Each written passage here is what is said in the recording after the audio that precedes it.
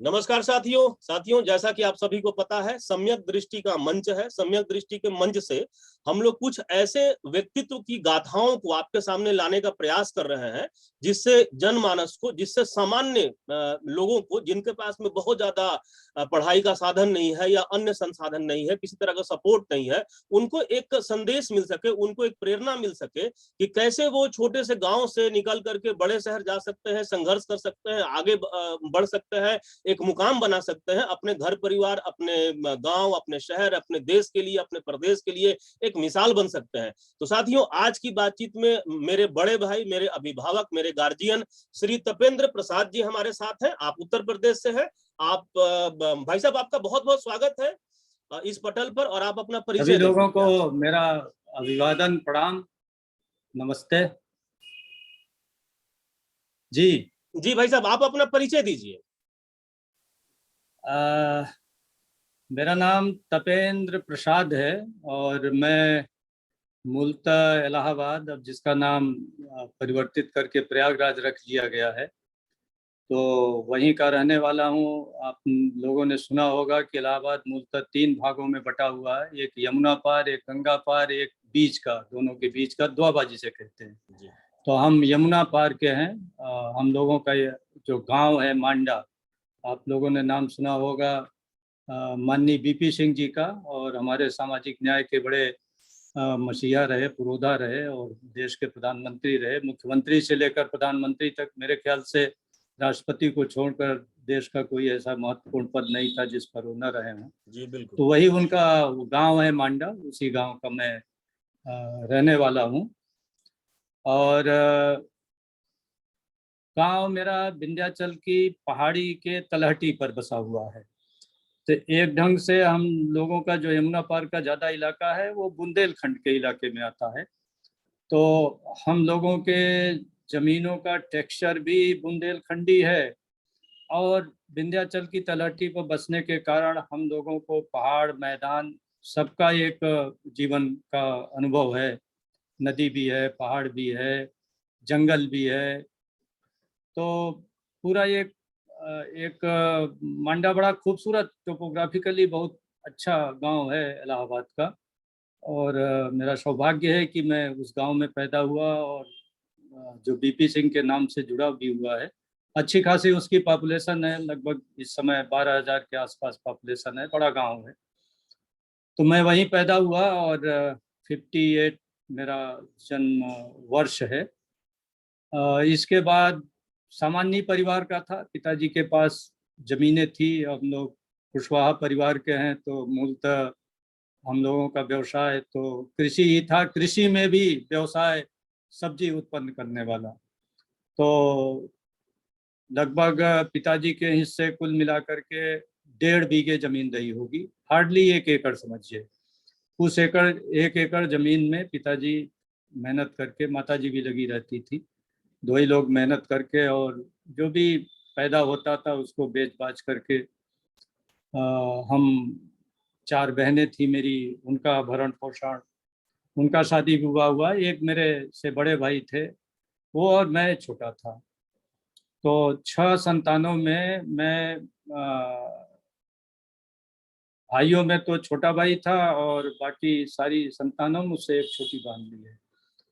तो गांव में पढ़ाई हम लोगों ने प्राइमरी स्कूल में शुरू किया, और जैसा सभी लोग पढ़े होंगे, वही टाट पट्टी पर, वही लकड़ी का वो तख्ती जिसे कहते हैं वो, और दुद्धि, और जो कलम होती थी सरपत की, तो उसी से हम लोगों ने पूरी पढ़ाई शुरू की।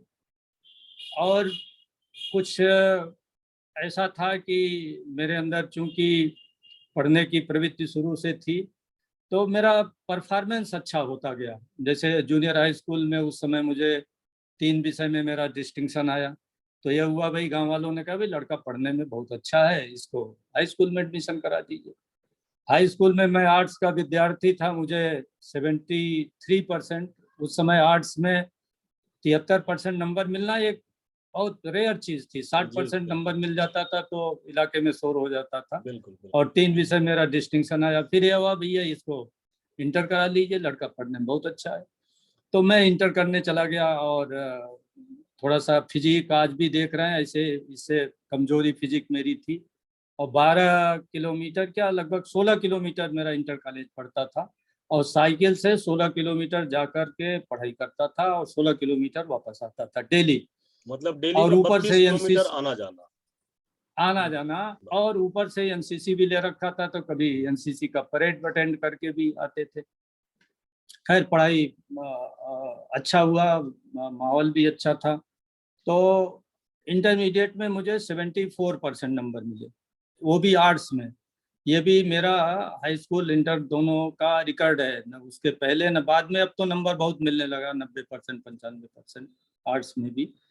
तो इसके बाद मैं फिर पहुंच गया इलाहाबाद यूनिवर्सिटी, और मुझे हाई स्कूल के नंबर के आधार पर नेशनल स्कॉलरशिप मिल गई थी, 50 रुपये महीने मिलता था। हमने उसको सारा बचा कर रखा। फिर जब इंटरमीडिएट में अच्छा नंबर आया तो वो भी नेशनल स्कॉलरशिप मेरी कंटिन्यू हो गई। फिर वो आगे हमारे जब इलाहाबाद यूनिवर्सिटी में एडमिशन लिया तो वो सारी स्कॉलरशिप बचा कर रखे थे, वो काम में आई। अब उस समय जहाँ तक मुझे याद आ रहा है, कुल मिलाकर 100 रुपये महीने में हम लोगों का, हेलो, 100 रुपये महीने में हम लोगों का महीने भर का खर्चा चल जाता था। और पिताजी अपना खेती बाड़ी से सब्जी पैदा करते थे, कुछ वो दे देते थे, कुछ मैं दे देता, कुछ मेरी स्कॉलरशिप का पैसा था। तो इलाहाबाद यूनिवर्सिटी में, अब आपको बताएं, अब हम लोग कैसे सेल्फ मेड लोग हैं। यानी मेरे पिताजी मुझे हाई स्कूल एडमिशन कराने नहीं गए, मेरे पिताजी मुझे इंटरमीडिएट में एडमिशन कराने नहीं गए, और शायद उन्होंने उस पूरे 4 साल में हाई स्कूल इंटरमीडिएट में ये नहीं देखा कि मेरे लड़के का विद्यालय कहाँ है। इस पृष्ठभूमि के लोग थे हम लोग। जी जी जी। और इसके बाद इलाहाबाद यूनिवर्सिटी गए तो मेरे पिताजी कभी इलाहाबाद यूनिवर्सिटी तक नहीं जाके, और उन्होंने नहीं देखा कि मेरा लड़का कहाँ रहता है, क्या पढ़ता है, क्या करता है, और इलाहाबाद यूनिवर्सिटी भी नहीं देखा। तो ऐसे पृष्ठभूमि के हम लोग थे। लेकिन मैं ये कहूँगा कि जिन बच्चों के पास आईक्यू है, और देखिए हर आदमी को अपना अंदाजा होता है अपनी क्षमता का, अगर हर आदमी को अपनी क्षमता का अंदाजा न हो तो फिर वो किसी दिशा में कार्य नहीं कर सकता। अंदाजा सब लोगों को होता है, लेकिन अपनी क्षमता का अंदाजा के बावजूद कुछ लोग मेहनत नहीं करना चाहते और अपनी क्षमता का, प्रतिभा का सदुपयोग या अधिकतम उपयोग जिसे कहा जाए, मैक्सिमम उसका प्रयोग नहीं करते। और अगर वर्तमान पीढ़ी उस क्षमता का, अपने जो भी उसकी मेंटल एबिलिटी है, उसका उपयोग कर ले, तो उसको पता भी है कि कितने पास मेरे पास कितनी मेंटल एबिलिटी है, तो अपने क्षमता के अनुसार अपना फील्ड चुन ले कि वो क्या कर सकते हैं। पढ़ाई लिखाई में भाई विज्ञान में जा सकते हैं, आर्ट्स में जा सकते हैं, लॉ में जा सकते हैं, मैनेजमेंट में जा सकते हैं। भाई कुछ नहीं, अपनी क्षमता का आकलन कर लें, कुछ नहीं तो हम आईटीआई कर सकते हैं, हम पॉलिटेक्निक कर सकते हैं, हम इंजीनियरिंग, हम विदेशों में पढ़ने जा सकते हैं। तो आदमी को, सबको अपनी क्षमता का आकलन होता है, और अपनी क्षमता को कभी कभी मैं पीढ़ी को ये भी राय देता हूँ कि भाई बहुत ज़्यादा ओवर एस्टिमेट भी क्षमता को नहीं करना चाहिए। भाई जिसके पास जितनी क्षमता है उसी ढंग से और दिशा में लग जाए। कभी कभी लोग ये कहते हैं कि भाई अगर आप मन में ठान ले तो कुछ भी हो सकता है, तो ये भी एक कंसेप्ट गलत है। नई पीढ़ी को ये भी नहीं बताने की जरूरत है कि आप जो कुछ ठान ले आप हो जाएंगे। ठानने के पहले आपको अपनी क्षमता का, अपनी प्रतिभा का अपना आकलन कर लेना चाहिए कि हम इसी फील्ड में जा सकते हैं, मेरी इतनी क्षमता है। तो हम लोगों को अपनी क्षमता का पता था, तो हमें बड़ी इच्छा थी उस समय कि हम यूनिवर्सिटी में प्रोफेसर हो जाएं। तो भाई जैसे लगता है ना यूनिवर्सिटी में, और पढ़ने में कैरियर अच्छा ही था। इलाहाबाद यूनिवर्सिटी में 65% नंबर मेरा आया बीए में। फिर मैं एमए में मिडवल हिस्ट्री से एमए करने गया। मिडवल हिस्ट्री से एमए करने का हम लोगों का दो उद्देश्य था। एक तो उस समय इससे आईएएस लोग बहुत बनते थे, और थोड़ा सा उसमें मॉडर्न वर्ल्ड वगैरह, यूरोपियन हिस्ट्री वगैरह पढ़ाया जाता था, तो थोड़ा मॉडर्न वर्ल्ड में मुझे ज़्यादा रुचि थी, तो मैं उसमें चला गया मिडवल स्ट्रीम में, उसमें 60% मेरे नंबर आए। और मैं पूरा कैरियर मिला करके उस समय अपने बैच का सबसे समझ लीजिए कि सर्वोत्कृष्ट मतलब मैं छात्र था, पास हुआ। तो लेकिन मेरे मन में ये था कि भाई चलो प्रोफेसर बना जाए, तो हम BHU चले गए PhD करने, एडमिशन लेने। उस समय ये नेट JRF वगैरह नहीं था, ऐसे ही मेरिट के आधार पर PhD में एडमिशन होता था। तो गए वहाँ, जैसे लड़के मिलते हैं, तमाम लोग आए, कहाँ से आए हो भैया, क्या कैसा करियर है। तो 2-3 लड़कों से मेरी बात हुई, तो एक लड़के ने कहा कि भाई देखो आप किस जाति के हो। तो हमने कहा भाई मैं तो कुशवाहा हूँ। कहा अच्छा बैकवर्ड में आते हैं। हमने कहा हाँ बैकवर्ड में आता हूँ। कहे भैया देखो आपका करियर तो बहुत अच्छा है, और आप जितना मेहनत यहाँ PhD में करेंगे उतने मेहनत में आप IAS हो जाएंगे, और यहाँ का कोई BHU का आदमी आपको PhD नहीं होने देगा, और PhD कर भी लेंगे तो आपको जल्दी नौकरी, जो सिस्टम है उसमें जल्दी नौकरी नहीं मिलेगी। तो जैसे लगता है कि अब पता नहीं, वो कभी कभी होता है ना, लोग एक जिसे संयोग कहा जाए, तो उनकी बात मुझे लग गई। मैं आया, और आने के बाद 79 में ही मैं पास आउट हुआ था, और 80 में मैंने फिर कंपटीशन में बैठा, मेरा सेल टैक्स अफसर में सिलेक्शन हो गया। 81 में किन्हीं परिस्थितियों में इम्तहान नहीं दे पाया, 82 में मेरा फिर डिप्टी कलेक्टर PCS प्रॉपर में हो गया। और वो भी हम लोगों के समय तो रिजर्वेशन था, लेकिन हमारा सिलेक्शन जो है जनरल मेरिट से हुआ था। और हमें कभी जैसे होता नहीं कि एक किस वर्ग से हम बिलोंग करते हैं, या हम कौन हैं, या आरक्षित वर्ग के हैं, हमको कभी चीज़ें महसूस नहीं हुई। इसलिए महसूस नहीं हुई कि मैं अब इसको कहना थोड़ा सा, अब इसको अपनी प्रशंसा या बड़ाई कर लीजिए, जो भी कह लीजिए, मतलब हमको ये लगता था कि मेरी बुद्धि क्षमता इतनी है, मेरे काम करने की शैली इतनी है, सोचने की शैली इतनी है कि भाई कहाँ हम अपने को कमतर किसी से मान रहे हैं। तो मैं उसी सोच और दृष्टि से फिर नौकरी में आया, और 83 में मैंने डिप्टी कलेक्टर की नौकरी ज्वाइन की। और मैं जिन जिन जिलों में रहा, मैं खुल कर के पिछड़े और दलित समाज के, वंचित समाज के लोगों का खुल कर के, उनका मतलब जैसे कहते हैं ना कि उनके साथ उठना बैठना, उनके कल्चरल में उनके साथ, जैसे कोई आ गया तो भाई मैं सुबह ही 8 बजे, अमूमन मुझे होता था कि 8 बजे मैं अपने ऑफिस में घर पर बैठ जाता था। तो कोई भी गांव का मेरे यहाँ मिलने, मतलब मेरे यहाँ चपरासी उपरासी रोकने का सिस्टम मैंने कभी भी जिंदगी में नहीं रखा, और मनाई थी कि कोई रोकेगा नहीं। भले अगर ऑफिस का काम करे रहे तो भले बैठा दीजिए, नहीं तो आप अबाध गति से लोग आएंगे।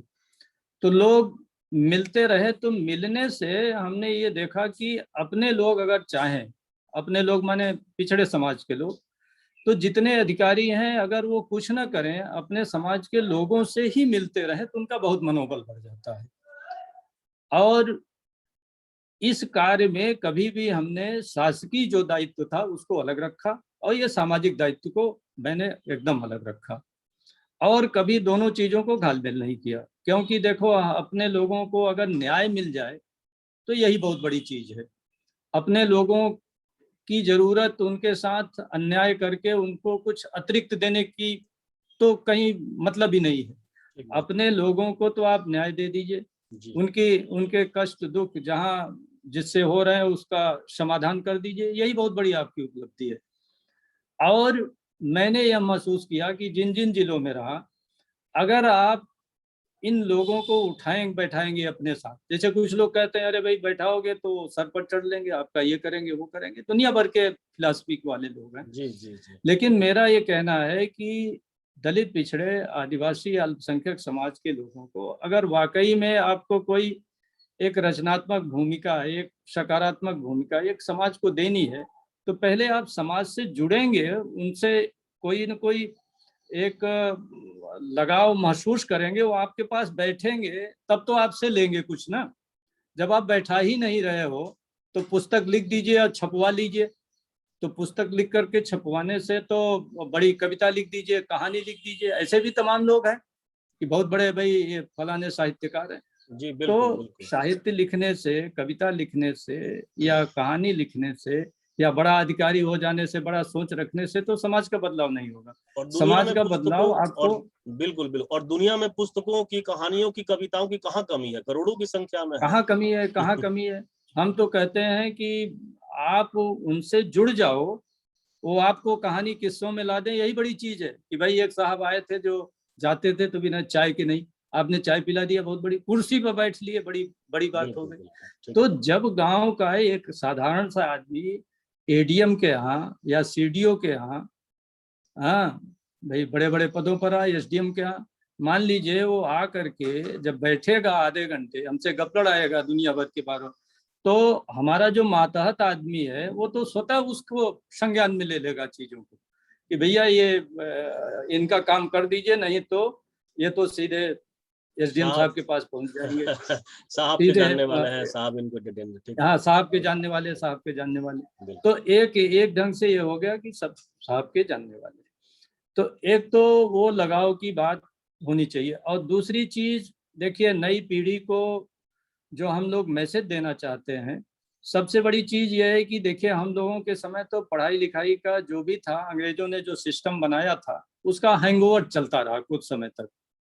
जैसे नहीं, रात को आदमी 2 पैग लगा लेता है जी तो सुबह जी तक चलता रहता है हैंगओवर। जी जी जी। तो अंग्रेजों के जाने के बाद भी प्रकाश जी, हम लोग तो जी उस पीरियड में पढ़ लिए जब वो बिल्कुल हैंगओवर चल रहा था बिल्कुल बिल्कुल। उनके सिस्टम का। ठीक है ठीक है। प्राइमरी भी ठीक थी, जूनियर ठीक थी, और सब मास्टर लोग नियमित आते थे, बहुत सिंसियरली पढ़ाते थे, और बहुत लर्नेड लोग थे, मतलब पढ़े लिखे लोग थे, जबकि इतनी ट्रेनिंग नहीं ना। अब तो देखिए कितना ट्रेनिंग पर ट्रेनिंग, टीटी पास करिए, बीएड करिए, फलाना करिए, ढकाना करिए, दोनों बार चीज करिए, लेकिन जो उनके अंदर एक पढ़ाने की ललक थी, या जो सिस्टम बना था, हम तो कहेंगे एक सिस्टम बना था। देखिए व्यक्ति व्यक्ति अगर सिस्टम बेहतर हो तो उसी में बेहतर काम करने लगता है। बिल्कुल ठीक है। अगर सिस्टम खराब हो तो वो व्यक्ति भी, जैसे मान लीजिए जुडिशरी में ये हो कि सारा डिसीजन ईमानदारी से होगा, तो हर वकील पढ़ने पर ध्यान देना, केस प्रिपेयर करने पर, लेकिन वो बिल्कुल जान रहा है कि अरे यार ये तो जुआड़ से हो रहा है, तो हर आदमी जुआड़ में लग जाता है। तो सिस्टम व्यक्ति को एक्सप्लॉइल करता है। तो आज जो अच्छे लोग भी हैं वो एक्सप्लॉइल हो रहे हैं। तो हमारी जो पीढ़ी के लिए देखिए, दोनों मेरा संदेश है। एक तो यह है कि अगर आप प्रतिभाशाली, अपना आकलन कर लीजिए कि कितना जा सकते हैं, और ये आकलन जरूरी है। कभी कभी जैसा मैं पुनः दोहराऊंगा, लोग कहते हैं ना आप ठान लेंगे तो जो चाहेंगे वो ठान लेंगे। भाई जब मैथमेटिक्स उसके दिमाग में घुस ही नहीं रहा है तो बेचारा कैसे इंजीनियर हो जाएगा। हाँ, बिल्कुल तो ठीक बात। तमाम चीजें हैं, तमाम चीजें हैं। तमाम लोग ऐसे हैं कि उनको अंग्रेजी कितना भी पढ़ाइए वो उनको समझ ही में नहीं आता, उनकी गति नहीं है उसमें। तमाम लोग ऐसे हैं कि बिना पढ़े ही वो गति पकड़ लेते हैं। बिल्कुल तो बिल्कुल हर आदमी का अपना आकलन है, आकलन के अनुसार उनको आगे बढ़ना चाहिए। लेकिन जो सबसे बड़ी हम लोगों की दिक्कत है, आप जैसे लोग, हम जैसे लोग जो शहरों में बस गए हैं, उनके बच्चे तो पढ़ लिख ले रहे हैं भाई जी, उनके लिए तो हम कोई भी एक प्रेस्क्रिप्शन बना सकते हैं कि भाई आप इधर जाओ, उधर जाओ, ये करो, ऐसे करो, और जो ठान लोगे वो हो जाएगा। मेहनत करना चाहिए, प्रतिबद्धता से लगना चाहिए, आगे बढ़ने वाला समय बहुत दूभर है, और हमको सर्वाइवल टू द फिटेस्ट के लिए तैयारी करना है। लेकिन जो ग्रामीण क्षेत्र है भाई जी, ग्रामीण क्षेत्र तो हमारा शिक्षा के मामले में आज चौपट हो गया ना पूरा। तो ग्रामीण क्षेत्र के हमारे बच्चे कैसे बढ़े, ये बहुत बड़ी समस्या है, इस देश की बहुत बड़ी समस्या है। और इस समस्या का हमको तो कोई तत्काल समाधान लग नहीं रहा है। तो हम तो ये संदेश देंगे, जब तक आप सत्ता पर आकर व्यवस्था परिवर्तन नहीं करते हैं, तो ये तो एक अलग मुद्दा है, इसमें कुछ लोग लगे जिनको राजनीति में अगर सत्ता पर आकर व्यवस्था परिवर्तन करना है। भाई व्यवस्था में शिक्षा, स्वास्थ्य, रोजगार बेसिक चीजें हैं, लेकिन तब तक जो सक्षम लोग हैं, जैसे भाई मैं सक्षम था, मेरे अंदर डर था, मैंने 2 इंटर कॉलेज बनवा दिया। अब दूसरों को उपदेश देने के बजाय भाई अगर नाक कटाने से स्वर्ग दिखाई देता है तो पहले अपने काट लें भाई कि स्वर्ग दिख रहा है कि नहीं दिख रहा है। तो भाई हमने दो विद्यालय एक गांव में जहाँ मेरी जन्मभूमि है मांडा, हाँ, मैंने वहां कर दिया। अब विद्यालय मेरे 1250 बच्चे पढ़ रहे हैं और 1250 बच्चों में कम से कम 800 बच्चे बैकवर्ड दलित समाज के, और हर साल अच्छे मेरिट से पास हो रहे हैं। उनका हम लोग पूरा गाइडेंस करते हैं कि इलाहाबाद यूनिवर्सिटी में कैसे एडमिशन लेना है, लॉ कॉलेज में कैसे लेना है, बीएचयू में कैसे जाना है, आईटीआई में कैसे जाना है, पॉलिटेक्निक कैसे जाना है। हाँ, हम हर इंटर जब लड़के हमारे करते हैं और हाई स्कूल, तो मैं हर साल उनको संबोधित करता हूँ। और ये बात मैं जरूर कहता हूँ कि प्रैक्टिकल होइए, व्यवहारिक होइए, आप अपने क्षमता का आकलन करिए। और अगर बेटा आपकी क्षमता सिर्फ आईटीआई पॉलिटेक्निक लायक है तो आप मत चक्कर में पड़ो, आप यहीं तक जाओ। और बहुत अच्छे लड़के भी हैं उसमें जो फिजिक्स केमिस्ट्री या इस ढंग से अंग्रेजी भी अच्छी है, हिंदी भी अच्छी है, उनका लिखने पढ़ने का तरीका बढ़िया है, तो वो लोग इलाहाबाद यूनिवर्सिटी में भी जा रहे हैं, आगे भी पढ़ रहे हैं, काफी लड़के नौकरियों में भी आ रहे हैं। तो मैं जो सक्षम लोग हैं उन सक्षम लोगों को ये संदेश देना चाहता हूं कि जो भी उनके पास संसाधन है ग्रामीण क्षेत्रों में जरूर उसको इन्वेस्ट करें। प्राइमरी खोलें, जूनियर खोलें, इंटर खोलें। आज आप भाई जी पूरे देश में पिछड़े वर्ग के, दलित समाज के जितने आईएएस अफसर हो गए हैं, आईपीएस हैं, पीसीएस हैं, या तमाम पूंजीपति हैं, तमाम ठेकेदार हैं, बहुत से लोग हो गए हैं। हर गांव में एक दो तो सक्षम लोग हैं ही। बिल्कुल, तो बिल्कुल। अपना घर बनाने के साथ साथ अगर वो गांव में एक छोटा सा विद्यालय दे देते बजाय फ्रेंच रिवॉल्यूशन करने के, तो शायद हम लोगों की दशा आज मतलब बेहतर हो जाती। और इस चीज की मतलब बहुत जरूरत है। और मैं ये आपको बताऊं कि जैसे हमने जहाँ से प्राइमरी मंडा से करके निकला, जूनियर भी वहीं बगल में था, हाई स्कूल दूर किया, इंटर तो 16 किलोमीटर दूर किया। वहां पर एक इंटर कॉलेज लाल बहादुर शास्त्री जो स्वर्गीय प्रधानमंत्री जी हैं उनकी पत्नी ने खोला, राजा मंडा ने उनको जमीन दे दिया। लेकिन जो व्यवस्था की बात है कि व्यवस्था ने उस विद्यालय को चौपट कर दिया। तो उस विद्यालय की हालत ये रही कि वहाँ पढ़ाई लिखाई ही नहीं, कुछ बिल्कुल पढ़ाई लिखाई। अब गांव वाले बिल्कुल परेशान थे, तो हमसे काफी समय से मुझे भी कष्ट था देख करके, और गांव वाले भी कहते रहे। तो 2009 में मैंने विद्यालय डाल दिया, और आज 12 साल से कम भाई हर साल 100-150 लड़के हमारे इंटर वाले निकल रहे हैं। तो एक क्षेत्र के लिए अच्छा विद्यालय हो गया। और सरकारी तंत्र का तो सब जगह बुरा हाल है, इतना बुरा हाल है कि मैं अपने गांव का उदाहरण बताता हूँ कि जो टीचर प्राइमरी में पढ़ा रहे हैं वहीं सरकारी वाले में उनके बच्चे मेरे विद्यालय में पढ़ते हैं। वहीं एक एडेड विद्यालय है जो बताया मैंने, माननीय ललिता शास्त्री जी का, लाल बहादुर शास्त्री जी के स्वर्गीय पत्नी जी ने खोला था। उनके जितने टीचर हैं वो टीचरों के बच्चे मेरे स्कूल में पढ़ते हैं। यानी वो एडेड विद्यालय है, 1.5 लाख तनख्वाहें मिल रही हैं, क्वालिफाइड हैं, लेकिन व्यवस्था सही नहीं है। व्यवस्था सही नहीं। तो भाई जी इस देश में संसाधन भी है, इंटेलिजेंस भी है, सब कुछ है, लेकिन मिसमैनेजमेंट बहुत है, और हम लोगों की नीति और नियत बहुत खराब है। अब ये कैसे होगा, इसका हम लोगों को अलग से कारवां बनाना पड़ेगा। जब तक कि हम सत्ता पर आकर के सुधार की स्थिति नहीं बनती है, तब तक अपने बच्चों को लिए मतलब इसमें हमको प्रेरित करना पड़ेगा। ये मैंने जिंदगी से सीखा है और इसको किया भी है। तो मेरे लाइफ की तो यही कहानी है। इसके बाद पीसीएस अफसर के रूप में तमाम पदों पर रहा, तमाम जिलों में रहा। फिर मेरा 2012 में आईएएस में प्रमोशन हुआ। 1 साल तक मैं आईएएस रहा और 6 साल मेरी नौकरी थी। मुझे चूंकि बड़ा काम करना था, आप सभी जानते हो कि राजनीति जो है, लोकतंत्र में राजनीति भाई जी सबको करनी पड़ेगी, जो जहां भी है, जिस स्थिति में है।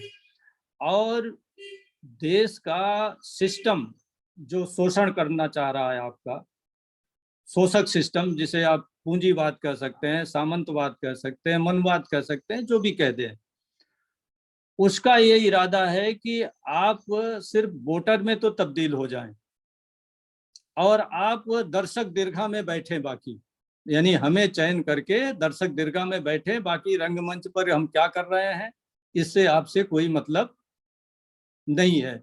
और तो हम लोगों को कुछ ऐसा भी सिस्टम डेवलप करना पड़ेगा कि भाई राजनीति में व्यक्ति व्यक्ति हर व्यक्ति उसमें भाग ले, जितना कर सकता है, जितना सक्षम है।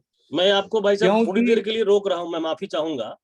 आपकी बात का कुल सार ये है कि जब तक राजनीति में परिवर्तन नहीं होगा पूरा सिस्टम ठीक नहीं हो सकता है। लेकिन हिंदुस्तान के युवा पीढ़ी के 90% लोग राजनीति को मैं कहूं कि बहुत नफरत और बहुत घृणा से देखते हैं। तो जब युवा ही राजनीति से नफरत करता है, फिर उनके लिए फिर क्या संदेश है भाई? हम ये तो चाहते हैं कि बेहतर पीएम मिले, बेहतर सीएम मिले, बेहतर डीएम मिले, लेकिन जो देने वाला सिस्टम है जब हम उसी को ठीक नहीं करेंगे, नेता बन के, विधायक बन के, पार्षद बन के, सांसद बन के, तो चीजें कैसे दुरुस्त होंगी? जी जी जी, आपका बहुत वाजिब प्रश्न है। और ये जो हमारी नौजवान पीढ़ी है, जैसे लोग कहते हैं ना कि जब हम कहते हैं ये जो हमारी नौजवान पीढ़ी है, तो अभी अगर इसी में कोई राष्ट्रवादी आदमी बैठा होता तो कहता भाई हमारी और आपकी क्या बात है, राष्ट्र की कहो।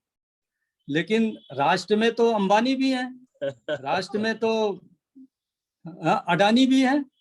तो उनकी चिंता और हमारी चिंता अलग है ना। सामंतों की चिंता गैर सामंतों की चिंता अलग है ना, मनवादियों की चिंता गैर मनवादियों की चिंता अलग है ना, पूंजीवादियों की चिंता गैर पूंजीवादियों की, भाई मालिक की और मजदूर की चिंता अलग अलग है ना। लेकिन ये डिवीजन न हो, ये डिवीजन की बात न हो, इसलिए लोग राष्ट्र का एक बहुत बड़ा बिछौना ला करके मतलब एक एक जिसको कहते हैं कि बहुत बड़ा छतरी ला करके खड़ा कर देते हैं कि अरे भाई राष्ट्र की बात करो, कहाँ प्रकाश जी शोषित दलित पिछड़ा, अरे सब एक है। लेकिन वास्तविकता यही है कि इस देश का 90% आदमी बेहद परेशान है, उसकी शिक्षा, उसका स्वास्थ्य, उसका रोजगार। और देखिए ये डेमोक्रेसी है, लोकतंत्र है। लोकतंत्र राजनीतिक विधा, आप जब राजतंत्र था तो नौजवानों की उदासीनता की बात समझ में आती, भाई राजा का लड़का राजा होगा, आप कितना भी तलवार भांजे सेनापति हो जाएंगे या सैनिक हो जाएंगे या कारकुन हो जाएंगे। लेकिन आज तो नौजवान किसी भी स्थिति पर पहुंच सकता है ना, और लोकतंत्र में जनता भाग्य विधाता है। और जनता में सारी जनता तो होती नहीं भाई, जनता में जागरूक जनता। तो हमारे बीच जो पढ़े लिखे लोग हैं, नौजवान लोग हैं, उनको लोकतंत्र की चिंता होनी चाहिए। और बड़ा मुश्किल से ये लोकतंत्र इस देश में मिला है। देखिए हम लोगों को तो भाई जी अंग्रेज थे, हलवा पूड़ी की भांति मिल गए। अगर इस देश में अंग्रेज न होते प्रकाश जी, तो आज हम लोग इन्हीं सामंतों से लोकतंत्र की लड़ाई लड़ रहे होते कि नहीं लड़ रहे होते, या हो सकता है कि उस लड़ाई के सक्षम भी ना होते। बिल्कुल हो सकता है कि जो अफ्रीकन कंट्रीज में तमाम जगह इस सिचुएशन है, या जैसे राजपूत काल में यहाँ सिचुएशन थी, उसी सिचुएशन में आज ये देश रहता और हम लोग छुटपुट गुरुल्ला युद्ध लड़ रहे होते लोकतंत्र की स्थापना के लिए। तो लोकतंत्र इस पूरे विश्व में भविष्य की एक राजनीतिक विधा है। अब ये राजतंत्र की ओर चीजें नहीं लौट सकती। इसमें थोड़े बहुत तानाशाह आ जाए, थोड़े बहुत विचलन हो जाए, थोड़ा बहुत टोटलिटेरियन स्टेट हो जाए, ये तो एक अलग बात है। लेकिन लोकतंत्र एक ढंग से भविष्य का एक्सेप्टेड मतलब गवर्नेंस का सिस्टम है। तो जब गवर्नेंस का सिस्टम है, इस देश को गवर्न करने का सिस्टम है, और राजनीति सब तय करती है। जैसे कभी कभी लोग कहते हैं, जैसे लोग कहते हैं ना आप ठान लीजिए तो सब कुछ कर लेंगे। अरे भाई जी हम ठान लें कि गांव गांव विद्यालय बनाएंगे, कैसे ठान करके बना देंगे भाई?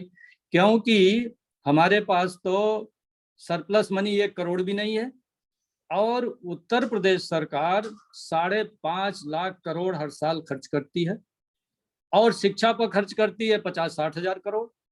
और आप आ जाओ इसको 3 गुना कर दो, 1.5 लाख करोड़ कर दो। भारत सरकार का बजट 32 लाख करोड़ का है, शायद इस बार 36 लाख करोड़ का है। तो भैया ये 36 लाख करोड़ में अगर 5 लाख करोड़ शिक्षा पर खर्च करना है, तो ये प्रकाश कहार और तपेंद्र प्रसाद के बस का है क्या? बिल्कुल। तो सिस्टम के पास बहुत धन है, सिस्टम के पास एक मतलब पूरा उसके पास ताकत है, स्टेट का ताकत है, उसके पास स्टेट के फाइनेंस का ताकत है। उसको और टैक्स भी वसूल करके अगर जनहित में और कोई काम करना है तो आप और टैक्स वसूल कर सकते हैं। भाई आप पूंजीपतियों को 5-6 लाख, ये राज्य की ही पावर तो है, जनता ने कहा, जनता से सहमति ली क्या कि हम 5-6 लाख करोड़ जो है हम पूंजीपतियों का लोन माफ कर दें?